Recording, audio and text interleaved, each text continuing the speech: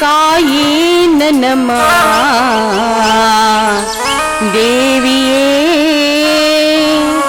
ಕರುಣಿಸಿ ಕಾಯೇ ನನ್ನಮ್ಮ ತಾಯಿಯೇ.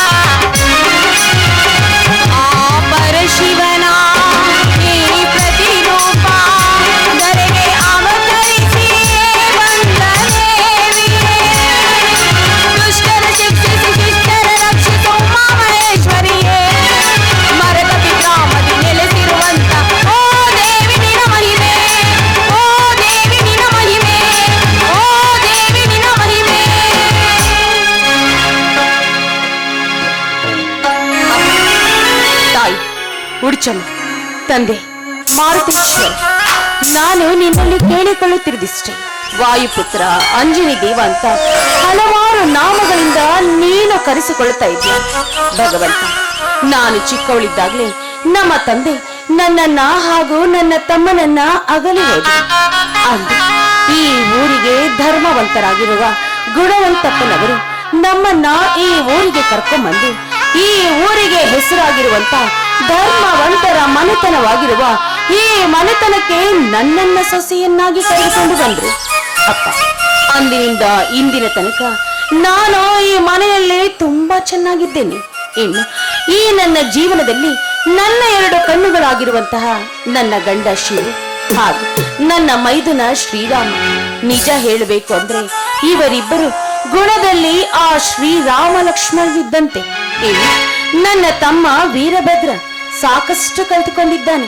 ಅವರ ಮಾವನಿಗೆ ಪ್ರೀತಿಯ ಅಳಿಯನಾಗಿದ್ದಾನೆ. ಭಗವಂತ, ಇಷ್ಟೆಲ್ಲ ನನಗೆ ನೀನು ಕರುಣಿಸಿದ್ಯಾ. ಆದ್ರೆ ಈ ಹೆಣ್ಣಿನ ಜನ್ಮ ಸಾರ್ಥಕವಾಗಬೇಕಾದ್ರೆ ಈ ಹೆಣ್ಣಿಗೆ ಒಂದೇ ಒಂದು ಮಗುವನ್ನ ಕರುಣಿಸಿ ಈ ನನ್ನ ಬಾಳನ್ನ ಸಾರ್ಥಕವಾಗುವಂತೆ ಮಾಡಪ್ಪ. ಇನ್ನು ನಮ್ಮ ಈ ಬಡತನವನ್ನ ಹೋಗಾಲಿಸಿ ಈ ಭೂಮಿಯ ಮೇಲೆ ಎಲ್ಲರೆದುರು ನಾವು ಕಣ್ಣೆತ್ತಿ ನೋಡುವಂತೆ ಬದುಕುವಂತೆ ಮಾಡುವ ಭಾರ ನಿನ್ನನ್ನೇ ಕೂಡಿದೆಯಪ್ಪ. ಅಷ್ಟೇ ಅಲ್ಲ, ಈ ಊರಿನಲ್ಲಿ ಬಡ ರೈತರ ರಕ್ತವನ್ನ ಹೇರಿ ದಬ್ಬಾಳಿಕೆ ಮಾಡುತ್ತಿರುವ ಆ ವಿಷಕಂಠ ಹಾಗೂ ದಶಕಂಠ ಎಂಥವರನ್ನ ನಿರ್ನಾಮ ಮಾಡುವುದಕ್ಕೋಸ್ಕರ ನೀನು ಈ ಧರೆಗೆ ಅವತರಿಸಿ ಬಾರಪ್ಪ. ನಮ್ಮನ್ನ ಕರುಣಿಸಿ ಕೈ ಹಿಡಿದು ಕಾಪಾಡುತ್ತದೆ.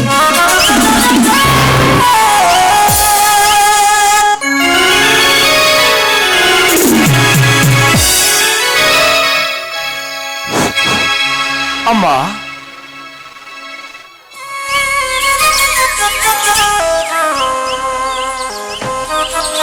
ಅಮ್ಮ, ಜಗಜ್ಜನನೆ ಜಗನ್ಮಾತೆ ತಾಯಿ ಉಡಿಸಾಂಬಿಕ ದೇವಿ, ಈ ನಮ್ಮ ನಾಟಕದ ಮೇಲೆ ಸದಾ ನಿನ್ನ ಕರುಣೆ ಇರಲಿ ತಾಯಿ, ಸದಾ.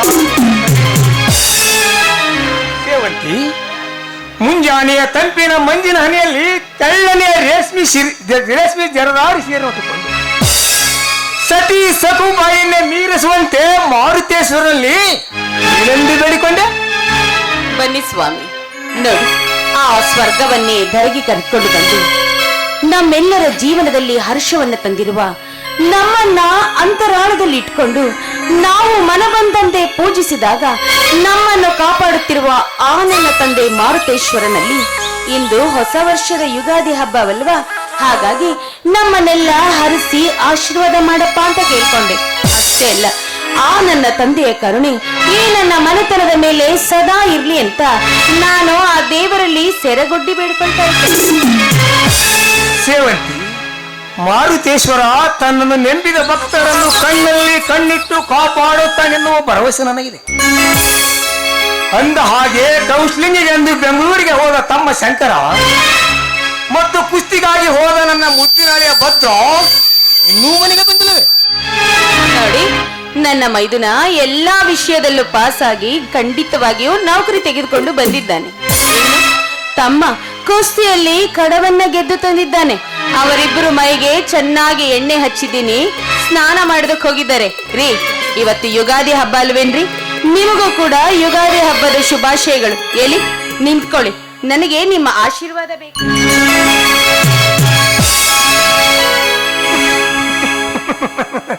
ಸಾರ್ಥಕವಾಯಿತು. ಇಂದು ನನ್ನ ಜನ್ಮ ಸಾರ್ಥಕವಾಯಿತು. ಬಡತನದಲ್ಲಿ ನಂದು ಬೆಂಡಾದ ಈ ದೇಹಕ್ಕೆ ಇಂದು ಕಲ್ಲರಳಿ ಹೂವಾಯಿತು. ನನ್ನ ಎರಡೂ ಕಣ್ಣುಗಳಾದ ತಮ್ಮ ಮತ್ತು ಅಳಿಯನಿಂದ ಭಾಗ್ಯದ ಬಾಗಿಲು ತೆರೆದಂತಾಯಿತು. ಹಾಂ ಸೇವಂತಿ, ಬರುವ ಮುಂದಿನ ತಿಂಗಳು ಕಾಲುವೆಗೆ ನೀರು ಬಿಡುತ್ತಾರೆ. ನಾನು ಹೊಲದಲ್ಲಿ ಅದಕ್ಕೆ ಬೇಕಾದ ಎಲ್ಲ ಸಿದ್ಧತೆ ಮಾಡಬೇಕಲ್ಲವೇ? ಹೊಲಕ್ಕೆ ಹೋಗಿ ಬರುತ್ತೇನೆ. ರೀ, ನಿಂತ್ಕೊಳ್ರಿ ಒಂದ್ ನಿಮಿಷ. ಅಲ್ಲ ರೀ, ಏನ್ ನೀವು ಇವತ್ತು ಹಬ್ಬ ಇದೆ, ಇದೀಗ ತಾನೇ ಮೈದುನರು ಸ್ನಾನಕ್ಕೆ ಹೋಗಿದ್ದಾರೆ. ನಾನಿನ್ನು ಅವರಿಗೆ ಆರತಿ ಬೆಳಗಬೇಕು. ಅದು ಅಲ್ಲದೆ ಮನೆಯಲ್ಲಿ ಬೇವನ್ನ ಮಾಡಿದ್ದೀನಿ. ಎಲ್ಲರೂ ಸೇರಿ ಬೇವನ್ನ ಸೇವಿಸೋಣ. ಅದಿರ್ಲಿ, ಈ ಹೊಲದ ಕೆಲಸ ನಾಳೆ ಹೋಗೋರಂತೆ, ಆಯ್ತಾ? ಆಯ್ತು ಚಿನ್ನ. ಮಹಾರಾಣಿಯವರ ಆಜ್ಞೆಯನ್ನು ಎಂದಾದರೂ ಮೀರುವುದಂತೆ. ಸೇವಂತಿ, ಈ ಯುಗಾದಿ ಹಬ್ಬದ ವಿಶೇಷತೆಯ ಬಗ್ಗೆ ನಿನಗೇನಾದರೂ ಗೊತ್ತೇ? ಬೇವು ಬೆಲ್ಲದ ಮಹತ್ವವೇನಾದರೂ? ಬಾಬಾ, ಅಲ್ಲರಿ, ಹೇಳಿ ಕೇಳಿ ನಾನೊಂದು ಹೆಣ್ಣು, ನನಗೆ ಹೇಗ್ರಿ ಗೊತ್ತಾಗಬೇಕು? ಅದು ಅಲ್ಲದೆ ಹೆಣ್ಣು ಮಕ್ಕಳು ಅಂದ್ರೆ ಮಕ್ಕಳನ್ನ ಏರುವ ಯಂತ್ರವಿದ್ದ ಹಾಗೆ. ಬಾ ಅಂದಾಗ ಬರಬೇಕು, ಹೋಗು ಅಂದಾಗ ಹೋಗಬೇಕು. ಮನೆಯಲ್ಲಿ ಅಡಿಗೆ ಕೆಲಸವನ್ನ ಮಾಡ್ಕೊಂಡು ಬಿತ್ತಿರಬೇಕು. ನೋಡಿ, ನನಗಂತೂ ಇದರ ಬಗ್ಗೆ ಏನು ಗೊತ್ತಿಲ್ಲ. ಇನ್ನು ನೀವು ಎಲ್ಲವನ್ನ ತಿಳಿದವರು, ಸಕಲ ಕಲಾವಲ್ಲಭವರು. ಅದೇನು ಅಂತ ನೀವೇ ಹೇಳಿ, ನಾನು ನಿಮ್ಮಿಂದ ಕೇಳಿ ತಿಳಿದುಕೊಳ್ತೀನಿ. ಮಾತಿನಲ್ಲಿ ಮಣಿ ಪೋಣಿಸುವಳಂದ್ರೆ ಬಹುಶಃ ನಿನ್ನಂತೆ ಕಾಣುತ್ತೆ. ಸೇವಂತಿ, ಈ ಯುಗಾದಿಯ ದಿನ ಸುಖದ ದಿನ.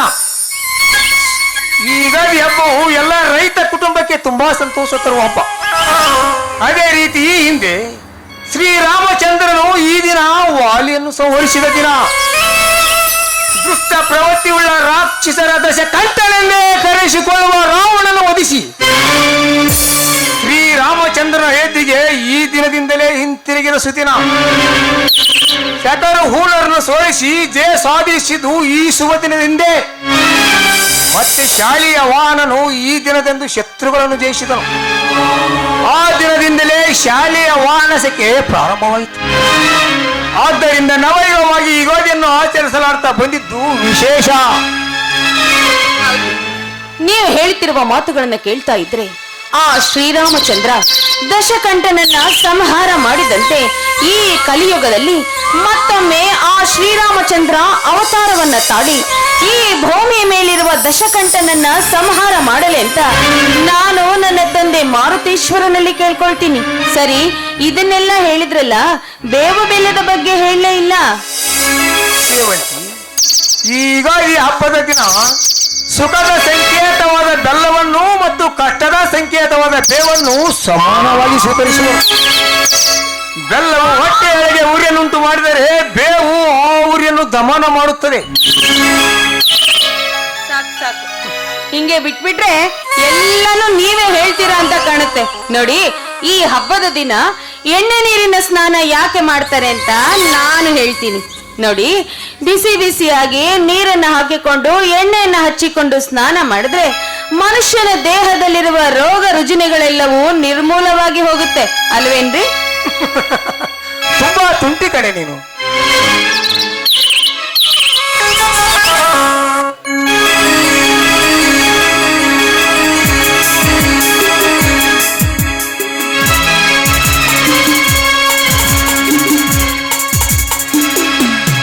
ಅಣ್ಣ, ಅತ್ತಿಗೆ, ಅಕ್ಕ, ಮಾವ,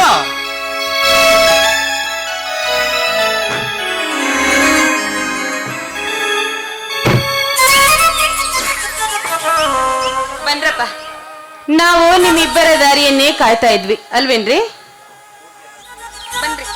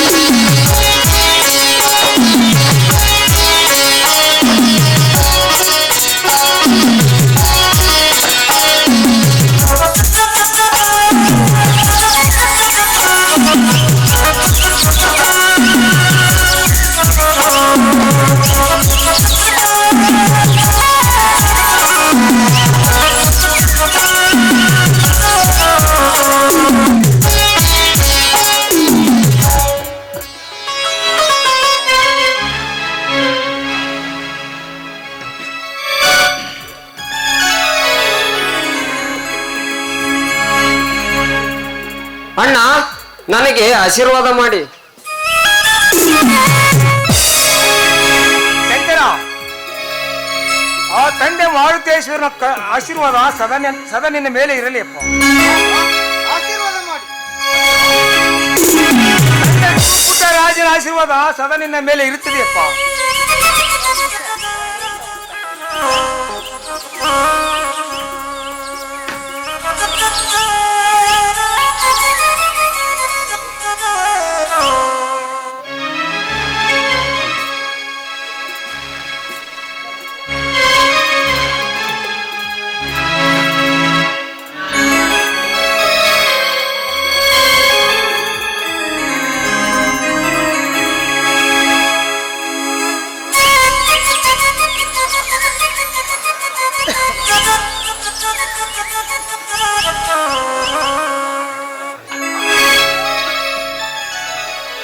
ತಮ್ಮ ಶಂಕರ, ಇಂದು ನೀನು ಈ ನಿನ್ನ ಅಣ್ಣನ ಕನಸನ್ನು ನನ್ನ ಸಾಗಿಸಿದೆಯಪ್ಪ.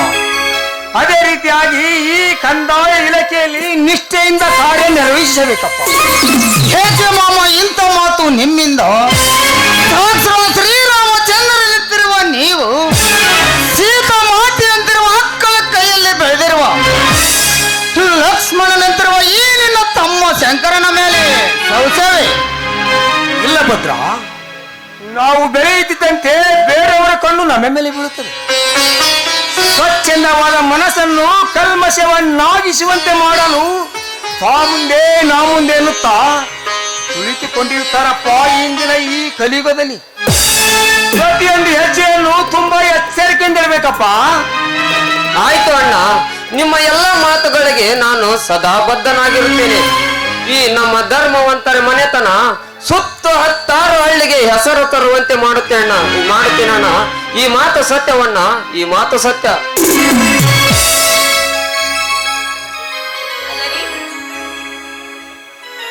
ಇವನಿಗೂ ಸ್ವಲ್ಪ ಬುದ್ಧಿ ಹೇಳಬಾರ್ದೇನ್ರಿ? ಅಲ್ಲ, ಈಗಾಗ್ಲೇ ಈ ಊರಿನ ಎಲ್ಲ ರಣ ಹದ್ದುಗಳ ಕಣ್ಣು ಇವನ ಮೇಲೆ ಬಿದ್ದಿದೆ. ಅದನ್ನು ನೋಡ್ತಾ ಇದ್ರೆ ನನಗೆ ತುಂಬಾ ಭಯವಾಗ್ತಾ ಇದೆ ರೀ. ಇಲ್ಲ ಭದ್ರ, ನಿನ್ನಂತ ಹೇಳುವ ಮಾತು ನಿಜ ಇದೆ. ಆ ರಕ್ಕಸ ದಶಕಂಠ ನಿನ್ನ ಈ ಕುಸ್ತಿಯ ಜಯಬೇರನ್ನು ನೋಡಿ 2 ಸಲ ರೌಡಿಗಳಿಂದ ದಾಳಿ ಮಾಡಿಸಿದ್ದ. ಈ ಕುಸ್ತಿ ಆಟವನ್ನು ಬಿಟ್ಟು ಬಿಡಪ್ಪ ಭದ್ರ. ಶ್ರೀರಾಮಚಂದ್ರನು ಹೇಗೆ ಆಂಜನೇಯನಿಗೆ ಬೆಂಬಲವಾಗಿ ನಿಂತು ಆ ದಶಕಂಠನನ್ನು ಸಂವರಿಸಿದನು, ಅದೇ ರೀತಿ ಕಣ್ಣಿಗೆ ಕಾಣುವ ಶ್ರೀರಾಮಚಂದ್ರನಂತಿರುವ ಈ ನನ್ನ ಮಾವನಿಗೆ ಅಣಿಯಾಗಿರುತ್ತೇನೆ. ಅದೇ ರೀತಿಯಾಗಿ ಆ ದಶಕಂಠನಿಗೆ ಮೃತ್ಯುಂಜಯನು ಹೋಗಿ ಸೋಲಿಲ್ಲದ ಸರ್ದಾರನಾಗಿ ನಿಲ್ಲುತ್ತೇನೆ ಮಾಮ, ಸೋಲಿಲ್ಲದ ಸರ್ದಾರನಾಗಿ ನಿಲ್ಲುತ್ತೇನೆ ಮಾಮ. ಈ ನಮ್ಮ ತಾಯಿ ಉತ್ಸವನ ಆಶೀರ್ವಾದದಿಂದ ನಾಳೆ ಕುಸ್ತಿಯ ಕಡೆ ನನ್ನದೇ ಆಗಿರೋದಂತೂ ಕಟ್ಟಡದ ಬುತ್ತಿ. ನೋಡು ಮಾಮ, ನೋಡು.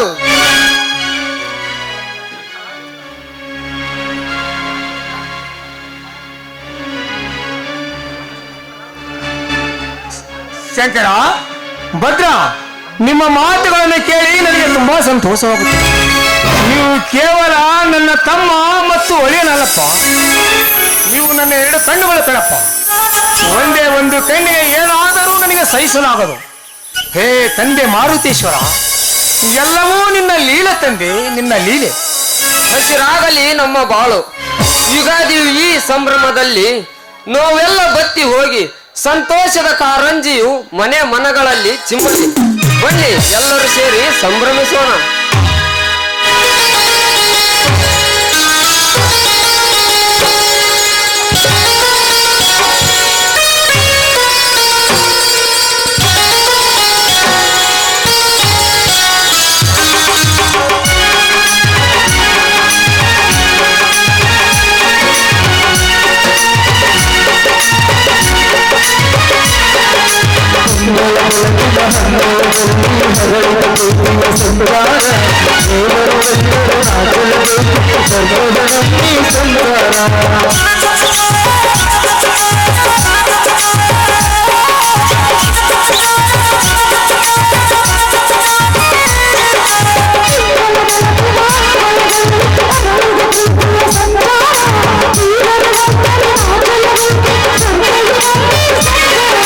ನಮ್ಮ